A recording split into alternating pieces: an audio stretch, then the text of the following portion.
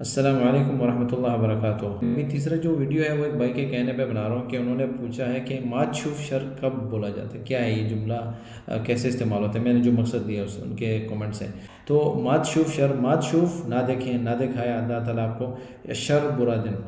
तो ये उस वक्त बोला जाता है जब कोई तकलीफ़ बयान करे आपके सामने, बीमारी बयान करे आपके सामने, या कोई हादसा उनके साथ हुआ हो, तो आप उसके जवाब में उसको कहते हैं कि माशुफ शर, यानी अल्लाह ताला आपको बुरे दिन से बचे। तो उसके जवाब में वो दोबारा कहते हैं कि अशर माईक, ऐसा माशर के जवाब में भी ना ये जुमला बोला जाता है कि अशर माईक। इसी तरह माशुफ शर के जवाब में भी आप कह सकते हैं कि अशर माईजिक, या अशर माईक, या माईजिक अशर, या माईक अशर, माशुफ शर, मात शूफ। तो बोलचाल में जो है ना मात शूफ तो नहीं बोलते कि मात शूफ, मात शूफ अल्फाज को जो है ना समेटा जाता है, अल्फाजों को खाया जाता है।